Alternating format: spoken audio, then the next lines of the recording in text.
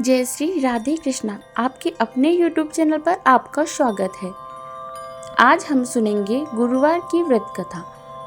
दोस्तों, प्राचीन काल की बात है। किसी राज्य में एक बहुत बड़ा प्रतापी और दानवीर राजा राज करता था। वह प्रत्येक गुरुवार को व्रत रखता और भूखे और गरीबों को दान देकर पुण्य प्राप्त करता। लेकिन यह बात उसकी रानी को अच्छी नहीं लगती।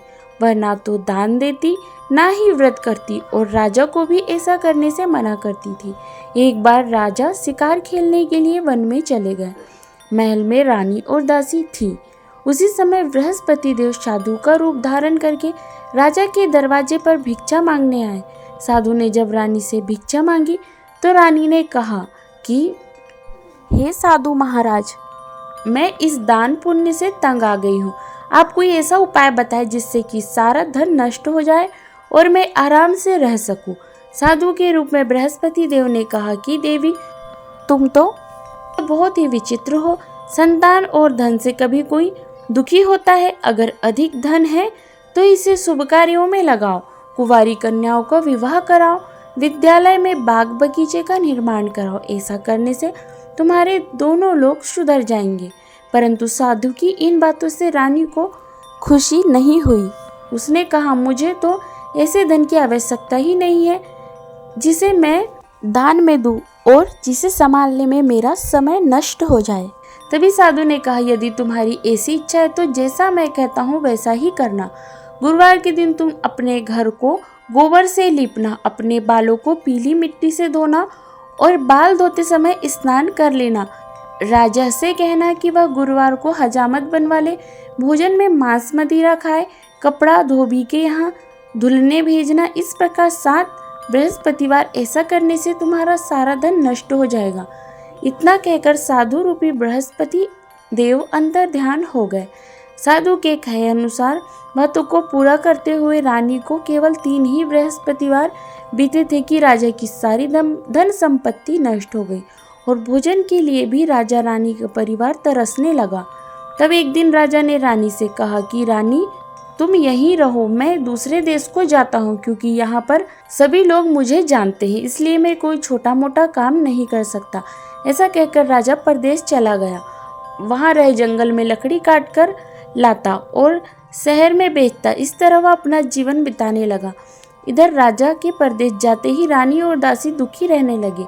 एक बार जब रानी और दासी को 7 दिन तक बिना भोजन के रहना पड़ा तो रानी ने अपनी दासी से कहा कि दासी, पास के नगर में मेरी बहन रहती है, वह बहुत धनवान है। तू उसके पास जा और कुछ ले आ ताकि थोड़ा बहुत गुजर बसर हो जाए। दासी रानी की बहन के पास चली गई।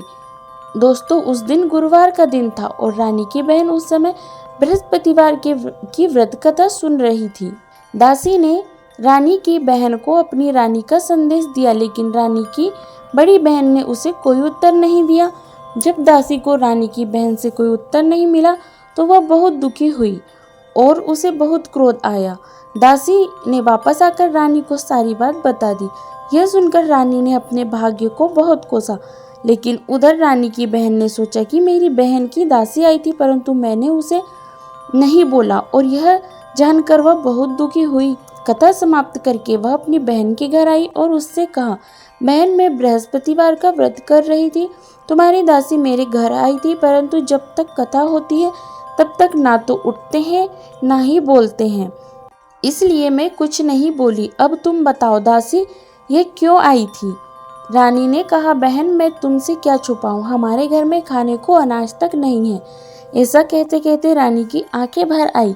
उसने दासी समेत पिछले 7 दिनों तक भूखे रहने की अपनी बात बताई। रानी की बहन ने यह सब जानकर कहा कि देखो बहन, भगवान बृहस्पति देव सबकी मनोकामना पूर्ण करते हैं।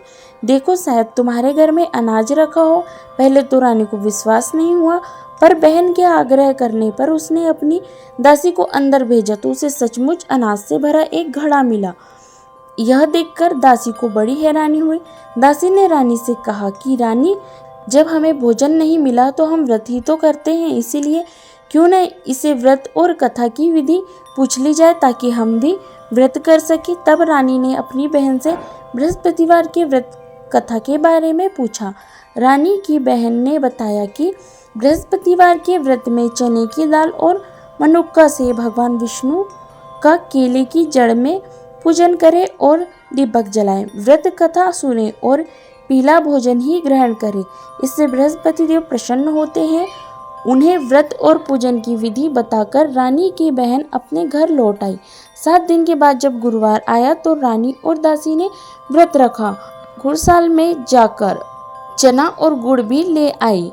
फिर उससे केले की जड़ और विष्णु जी का पूजन किया। अब पीला भोजन कहाँ से आया, इस बात को लेकर दोनों बहुत दुखी थी, लेकिन उन्होंने व्रत रखा था, इसलिए बृहस्पति देव उनसे प्रसन्न थे। इसलिए वह एक साधारण व्यक्ति का रूप धारण कर 2 थालों में सुंदर पीला भोजन दासी को दे गए। भोजन पाकर दासी बहुत प्रसन्न हुई और फिर रानी के साथ मिलकर उसने पीला भोजन ग्रहण किया। उसके बाद वे सभी गुरुवार का व्रत और पूजन करने लगी। बृहस्पति भगवान की कृपा से उनके पास फिर से धन संपत्ति आ गई, परंतु रानी फिर से पहले की तरह आलस्य करने लगी। तब दासी ने कहा, देखो रानी, तुम पहले भी इस प्रकार आलस्य किया करती थी। तुम्हें धन रखने में कष्ट होता था, इस कारण सभी धन नष्ट हो गया। और अब जब भगवान बृहस्पति की कृपा से हमें धन फिर से मिला है तो तुम फिर से आलस्य क्यों करती हो? रानी को समझाते हुए दासी ने कहा, बड़ी मुसीबत के बाद हमने इस तरह पाया है, इसलिए हमें दान पुण्य करना चाहिए, भूखे मनुष्यों को भोजन कराना चाहिए और धन को शुभ कार्यों में खर्च करना चाहिए, जिससे तुम्हारे कुल का यश बढ़ेगा, स्वर्ग की प्राप्ति होगी और तुम्हारे पितृ भी प्रसन्न होंगे। दासी की बात सुनकर रानी अपना धन शुभ कार्यों में खर्च करने लगी, जिससे पूरे नगर में उसका यश फैल गया।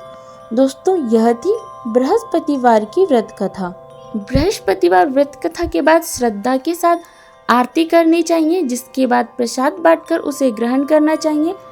यदि यह जानकारी आपको पसंद आई तो वीडियो को लाइक कीजिएगा, शेयर कीजिएगा और चैनल पर पहली बार आए हैं तो चैनल को सब्सक्राइब कीजिएगा और बेल आइकन को भी प्रेस कीजिएगा ताकि ऐसे ही वीडियो आपको मिलते रहे।